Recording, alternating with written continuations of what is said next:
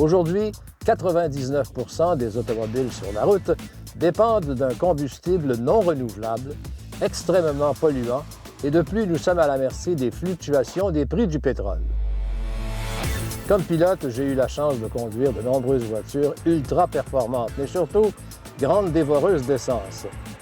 La première fois qu'on m'a parlé de voiture électrique, j'ai rigolé en disant que ça ne pouvait être qu'un jouet. Ça, un jouet? Maison! J'ai grandi dans l'est de Montréal, tout près des raffineries. Et dès mon plus jeune âge, j'ai été témoin d'explosions, de déversements et même d'incendies. Ce qui fait que l'environnement est aujourd'hui mon véritable cheval de bataille. Je considère qu'il est grand temps qu'on abandonne les énergies fossiles et qu'on se tourne définitivement vers les énergies renouvelables.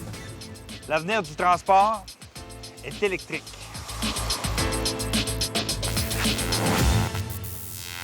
Bonjour, mesdames, messieurs, et bienvenue à la toute nouvelle émission Rouler électrique.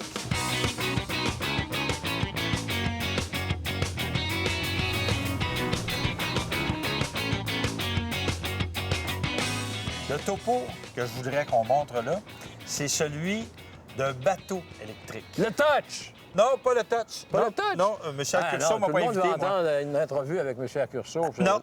Le touch vient de nous présenter un bateau électrique. Ouais. Ça s'appelle rouler électrique, pas flotter électrique. Ben écoute, c'est flotter électrique, c'est rouler électrique, c'est tout faire à l'électricité. Donc, on va vous montrer ça. Vous allez voir, c'est passionnant.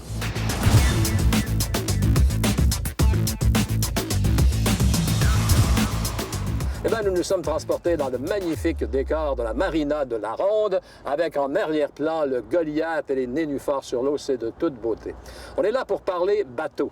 Vous allez dire bateau, bateau sur roulé électrique, ça rime pas ensemble, mais vous allez voir qu'on a une petite surprise fort intéressante à vous présenter.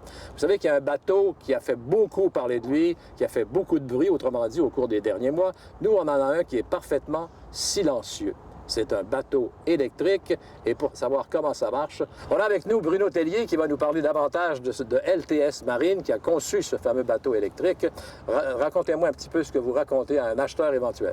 Bien, c'est évidemment, nous, notre bateau, on est parti, ça fait plusieurs années, on a eu l'idée, on voyait les développements dans le monde de l'automobile et puis on s'est dit, avec tout ce qui se passe dans le monde de l'automobile, on devrait être capable de faire du ski nautique avec un bateau électrique. Donc, on a mis l'épaule à la roue et puis on a utilisé des composantes de voitures électriques pour les intégrer dans un bateau de ski nautique. Et puis, le bateau que vous voyez ici, c'est un bateau qui développe un couple, le même couple qu'un V8 de 6,2 litres qui, normalement, est installé dans ce bateau-là. Un moteur de corvette, quoi. Exactement. J'allais justement vous dire qu'un bateau de ce genre-là, ça prend énormément de couple pour sortir de l'eau, pour traîner un skieur. Donc, comment vous vous arrangez? Parce que normalement, les moteurs électriques ont beaucoup de couple et instantané en plus. Alors, ça vous arrange dans un sens, mais par contre, la consommation doit être assez élevée. La consommation est assez élevée, évidemment. À haute vitesse, la consommation est assez élevée. Il y a différentes formes de ski nautique qui se pratiquent à différentes vitesses. Donc, maintenant, on a du surf qui se pratique à 10 000 à l'heure et moins.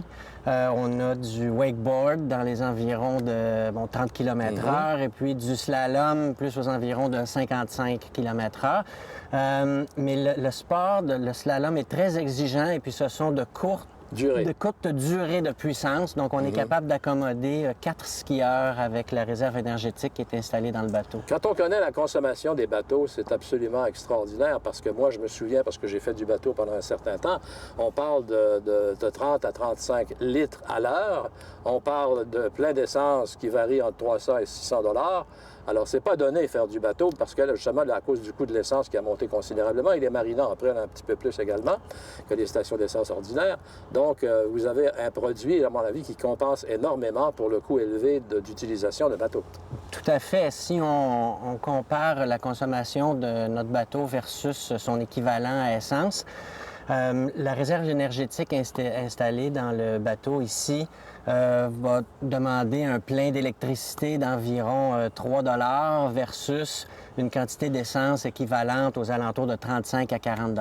Et 35 à 40 $ qu'un bateau, on va pas loin. Moi, Bruno, un des aspects qui m'intéresse du bateau, c'est que la technologie électrique, c'est une technologie québécoise. J'aimerais ça que tu nous parles un peu de ça. Bien, nous, on utilise des moteurs qui ont été développés et qui sont fabriqués par TM4.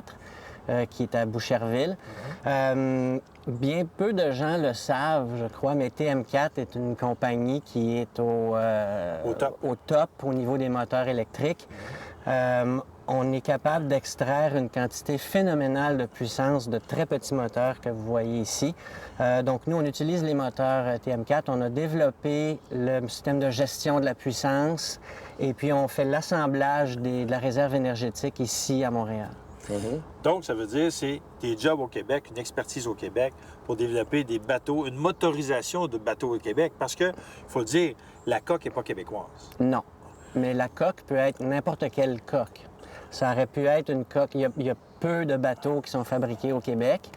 Et puis surtout, la stratégie qu'on avait était d'aller s'établir dans un domaine très compétitif où la puissance des bateaux est reconnue, donc dans le monde des sports nautiques. Et puis les manufacturiers de bateaux de ce type-là ne sont pas établis au Québec. Moi, je me fais consommateur pour vous dire, par exemple, si j'ai un bateau déjà existant, est-ce qu'on peut le convertir? Absolument. C'est ce qu'on a fait avec c'est un bateau, celui-ci, à l'origine, était un bateau à moteur thermique. Oui, un nautique, c'est ça? Exact.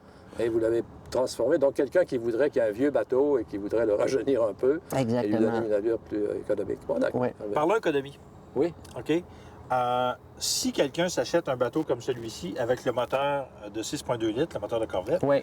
ça lui coûte combien et ça va lui coûter combien d'essence? Et si la personne veut s'acheter le moteur, c'est-à-dire le même bateau mais avec le moteur électrique, est-ce que tu peux nous parler un peu d'économie d'argent pour voir quel est le comparatif? Bien, si on regarde purement économique, là, sans entrer dans les émissions de gaz à effet de serre, et émissions etc., polluantes, et puis de déversement d'hydrocarbures dans l'eau et tout ce qu'on veut, au niveau purement économique, en Europe, un utilisateur de bateau comme ça, si on finançait l'option électrique versus le coût du carburant, on serait gagnant.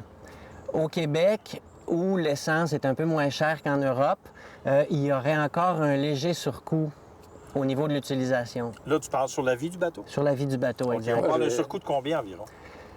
Au niveau de l'achat, si on compare les voitures électriques, une voiture électrique versus la même plateforme à essence, il y a quand même une différence appréciable et puis on a le même différentiel Donc, dans le monde des on parle peut-être bateaux. de quoi? De 8 000 $ de plus, quoi? Non, beaucoup plus que ça. Un bateau à essence de ce type-là va être dans les 75 à 90 000, dépendant des options. Et puis l'équivalent à essence de celui-ci serait dans les 130 à 150 000, dépendant des options. Question piège. Si Allez-y. je veux aller sur un lac où les bateaux sont interdits, est-ce que le fait qu'il est sans bruit, sans pollution, est-ce que ça me permettrait de le faire ou s'il va y avoir des protestations de tous les gens du voisinage? Ça dépend. Les protestations, il peut toujours y en avoir. La réglementation sur les lacs est faite par les municipalités. Donc, il y a plusieurs types de réglementation. Mais dans les cantons de l'Est, il y a un lac où seulement les bateaux électriques sont acceptés. Donc, ce bateau-là serait accepté dans la réglementation actuelle. Ce bateau-là, est-ce qu'il peut se prêter à des balades nautiques ordinaires, quelqu'un qui va aller faire juste un tour de bateau? Oui, tout à fait. Sur le système de gestion de la puissance, il y a une jauge d'énergie, la même chose que dans votre voiture, qui va avertir le pilote quand la réserve énergétique baisse. Et puis, vers la fin de la réserve énergétique, on va limiter la puissance disponible pour que l'usager puisse retourner. Est-ce que je me trompe ou votre compagnie ne fait pas que des motorisations pour des bateaux de ce type-ci? C'est-à-dire que vous avez différents types de motorisation pour différents types de bateaux? Oui, on a débuté avec cette motorisation-là, dans le fond, pour montrer, un petit peu pour contrer la vision que les gens ont du bateau électrique plus comme un pédalo. Donc, nous, on voulait aller au maximum dans le domaine de la compétition. Et puis là, n'importe quoi en dessous est possible. Donc, on a un bateau de promenade, on utilise un moteur au lieu de deux. C'est un bateau de 22 pieds, c'est une réplique d'un bateau antique, mais il va tout de même à environ 45 km/h, ce bateau-là. Puis aussi, il y a des potentiels pour de la motorisation tout électrique ou aussi hybride rechargeable, un peu comme une Chevrolet Volt. Exactement. Avec des bateaux plus gros, des bateaux comme vous avez ici à la marina. Oui. Et même, on peut faire ça avec des traversiers, parce qu'on a vu des traversiers de ce type-là ailleurs dans le monde. Exactement. Il y a plusieurs sortes de traversiers. Si on parle de transport léger, donc de 30 à 50 passagers, on a des bateaux tout électriques qu'on voit en Europe. Et puis pour des bateaux plus lourds, on a des hybrides série, donc une motorisation électrique avec prolongateur d'autonomie diesel ou à essence. Bon, ben là, on l'essaye-tu? Bien sûr! On est là pour ça. D'ailleurs, il fonctionne en ce moment. Let's go! Quel bruit infernal! Ça fait différent un peu de mon bateau. Incroyable. Donc, on entend juste l'hélice, finalement. Oui, c'est ça.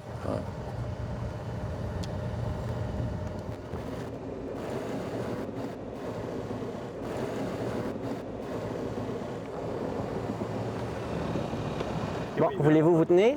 Oui.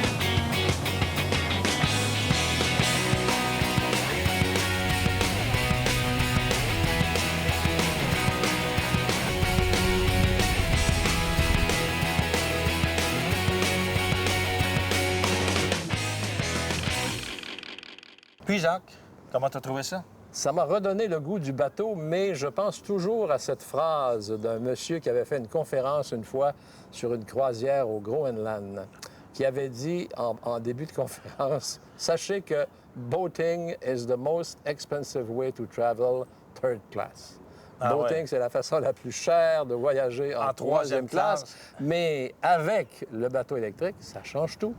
Écoute, je ne sais pas si tu es au courant de ça, mais il y a un traversier qui part exactement d'ici, OK, et qui sera à Montréal. Oui. Bien, ce traversier-là pourrait être converti en traversier électrique. Wow! Donc, ça fait partie de ces choses-là sur lesquelles les ingénieurs, des inventeurs se penchent pour faire en sorte que l'électrification des transports, tout mode de transport confondu, se développe.